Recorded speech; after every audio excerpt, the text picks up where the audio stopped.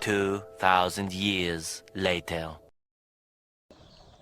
Mga kaduday, nagpakain si Dudong ng mga pusa namin dito sa labas.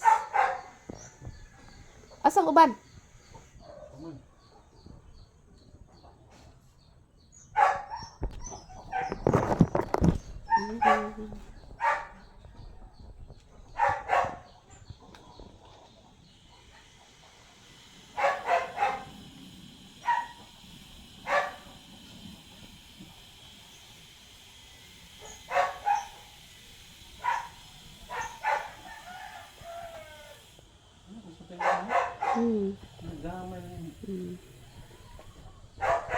Kaya kung magsaing kami, kasama na yan sila sa budget namin.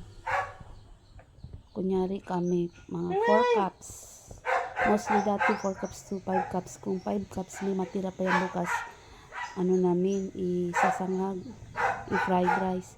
Ngayon hindi na, 7 to 8 cups, kasama na yan pusa at aso.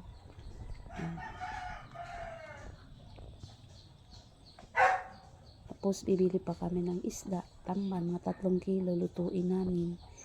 Lagyan ng suka, asin, ano hindi namin. Tapos lagay sa tupper kapag kakain sila, lagyan ng isda sa kanin. Ganun yan. Yung mga pusakal namin, yung sa loob, pusakal 2 pasok, half naman. Yung isa talaga British yun. Pero yung dalawa namin, hahanap kahit bigyan mo ng feeds, kakain talaga yun, hahanap talaga ng isda at kanin.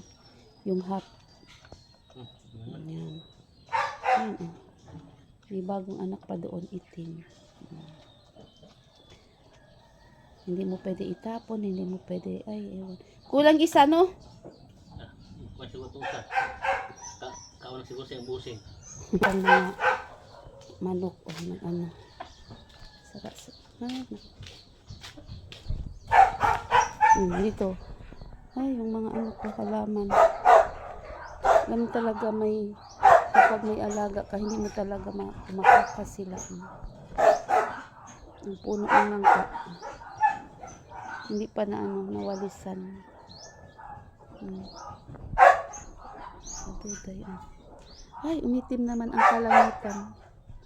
Hindi pa ko pinain ang tubig. Ang naman bulaklak kami dito.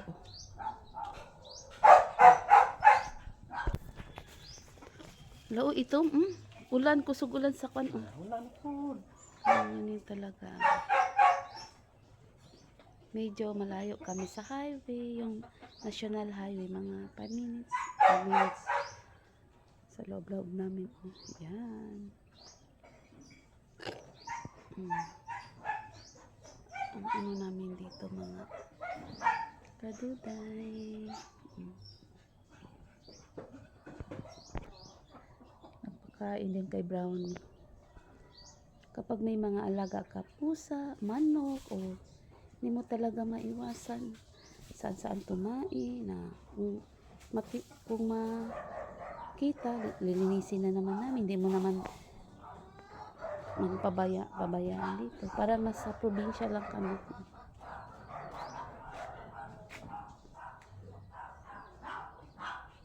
Yan. Ito na lang natira. May isa pang anak pa akong anak ko. Mataba ang langga namin. Maitim. Oo. Maitim.